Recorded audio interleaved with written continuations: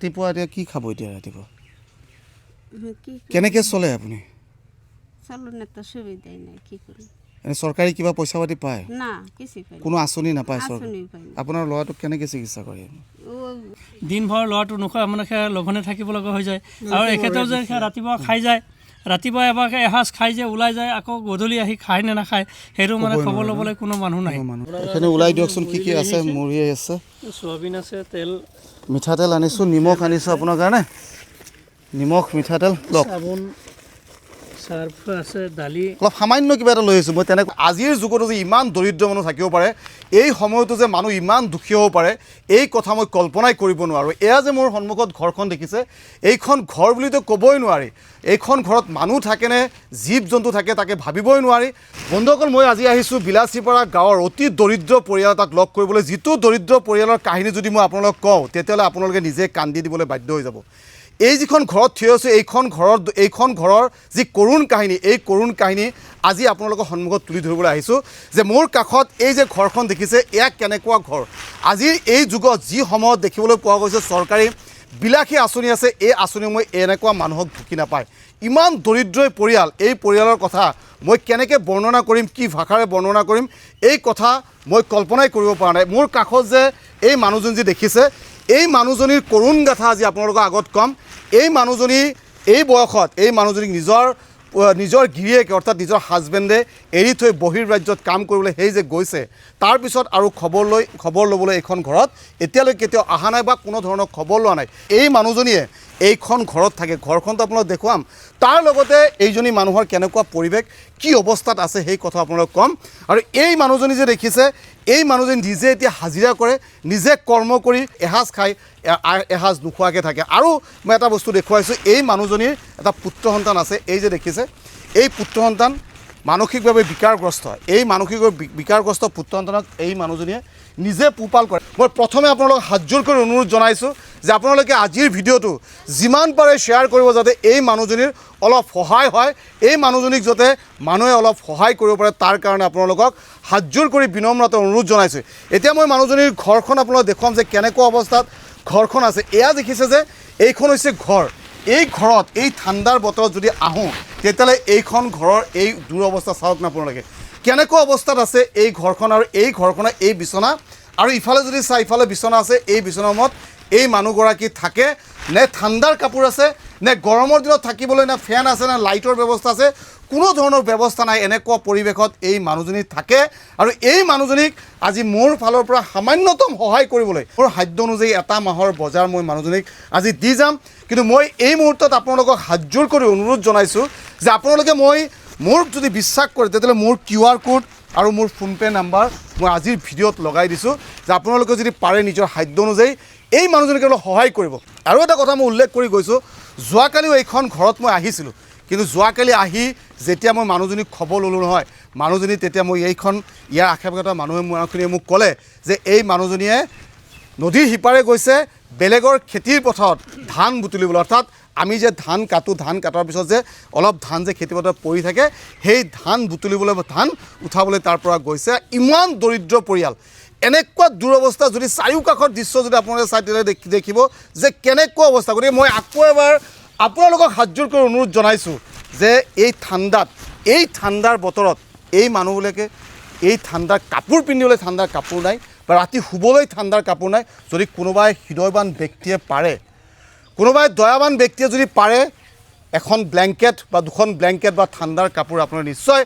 দিব আৰু মোক যোগাযোগ কৰিব আৰু মই আপোনালোকৰ লগত আহিম আৰু আপোনালোকৰ নাম সহকাৰে আপোনালোকক মই আকৌ পৰৱৰ্তী ভিডিঅ'ত তুলি ধৰিম কেনেকৈ খাইছে চাওক না এই ৰাতিপুৱাৰ সাজটো চাওক না কাৰোবাৰ ঘৰৰ পৰা খুজি লৈ আহিছে এই মূলা আৰু এই মূলা নিৰামিষ মূলা খাবলৈ এতিয়া প্ৰস্তুতি চলাই আছে ঠাণ্ডাৰ বতৰত আমি কম্বল গাত দি থাকি ঠাণ্ডাৰ কাপোৰ পিন্ধি আমি থাকিব পৰা নাই ভাল সুন্দৰ ঘৰত আমি টাইম কটাব পৰা নাই কিন্তু এওঁলোকে চাওক না অলপ আপোনালোকে সহায় কৰক তাৰ লগতে আৰু এষাৰ কথা কৈছোঁ যে এই যে পিছফালে ঘৰখন দেখিছে এই ঘৰখন যদি বৰষুণ দিয়ে পানী পৰে যদি ঠাণ্ডাৰ বতৰত হিৰহিৰীয়া বতাহ আহে ঠাণ্ডা লাগে মই আপোনালোকক কৈছোঁ এইখন ঘৰ মোৰ ফালৰ পৰা মোৰ সাধ্য অনুযায়ী অলপ সময় লাগিব পাৰে মই চেষ্টা কৰিম এইখন ঘৰত মানুহ থকাৰ ব্যৱস্থা কৰি দিবলৈ যাতে মানুহ থাকিব পাৰে ঘৰখন সাজি দিবলৈ মই চেষ্টা কৰিম আপোনালোকে জানে যে ঘৰ এখন সাজি দিবলৈ বহু পইচা লাগে আৰু ইমান পইচা মোৰ হাতত হয়তো নাই, কিন্তু মোৰ সাধ্য অনুযায়ী চেষ্টা কৰিম। আপোনালোকে যদি পাৰে, আপোনালোকে বিচাৰে যদি মোৰ যিটো ফোনপে' আৰু QR কোড তাত আপোনালোকৰ সাধ্য অনুযায়ী সাহায্য কৰিব।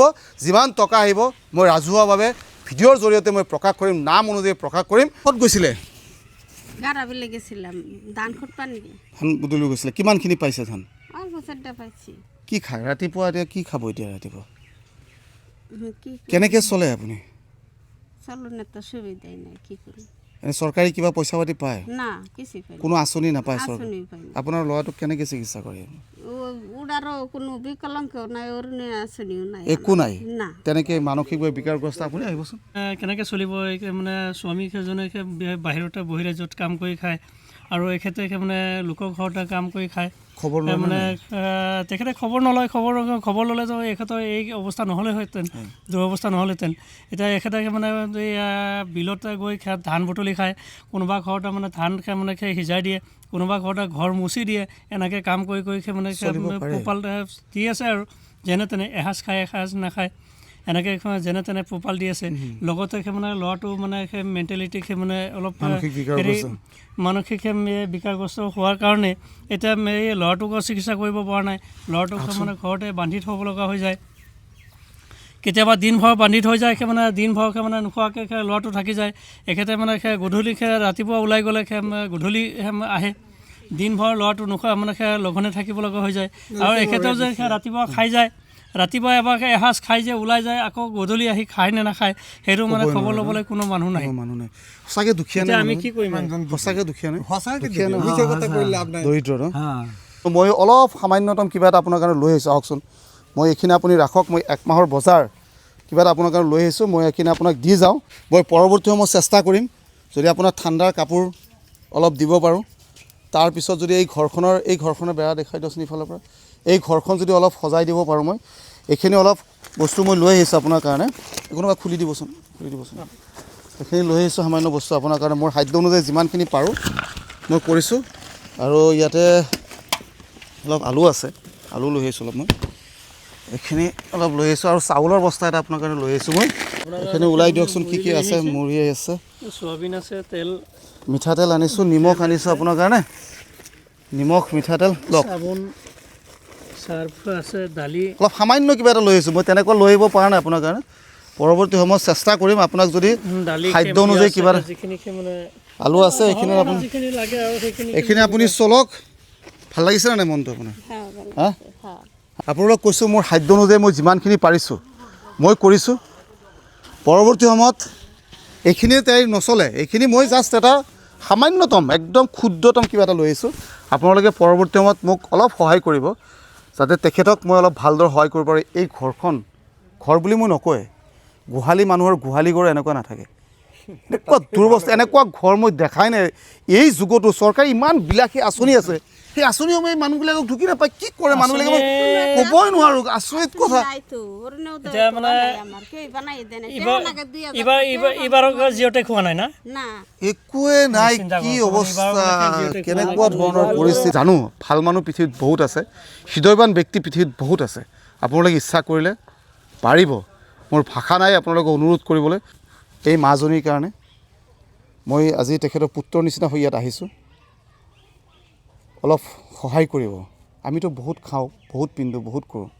এখন ভাল ঘৰত কমচে শুব পৰা পকী ঘৰ নালাগে, শুব পৰা বেৰ যাতে থাকে, বিচনা এখন যাতে থাকে। বিচনা দেখিছে কি অৱস্থা, ৰাতি উৰিবলৈ কি অৱস্থা, কাপোৰৰ কি অৱস্থা। বেলেগৰ পথাৰত ধান বুটলি খায়। ভাবিব পাৰে আপোনালোকে। অনুৰোধ জনাইছোঁ আপোনালোকে কিবা এটা কৰিব। Thank you. দিব এইভাবে মানুষেৰ সহায় কৰে যায়।